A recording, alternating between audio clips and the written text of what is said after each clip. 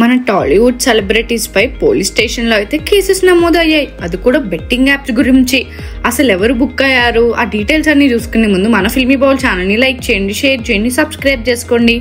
Hello movie lovers.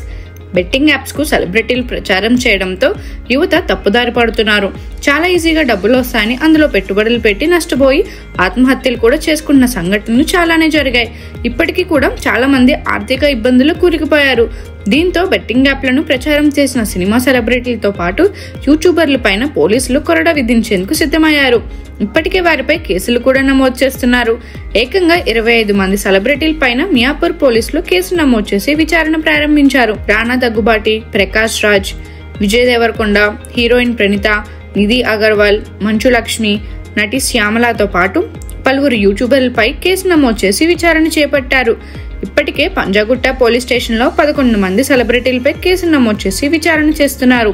వీరితో పాటు ప్రణీత, సిరి హనుమంతు, శ్రీముఖి, వర్షిణి సౌందర్యరాజన్, వసంత కృష్ణ, శోభా శెట్టి, అమృత చౌదరి, నైని పావని, నేహా పఠాన్, పండు, పద్మావతి, ఇమ్రాన్ ఖాన్, విష్ణుప్రియ, సాయి, భయ్యా సన్నీ, నటి శ్యామల, టేస్టీ తేజ, బండర్ శేష సుప్రీత, రీతు చౌదరిలపై పోలీసులు కేసు నమోదు చేసి విచారిస్తున్నారు.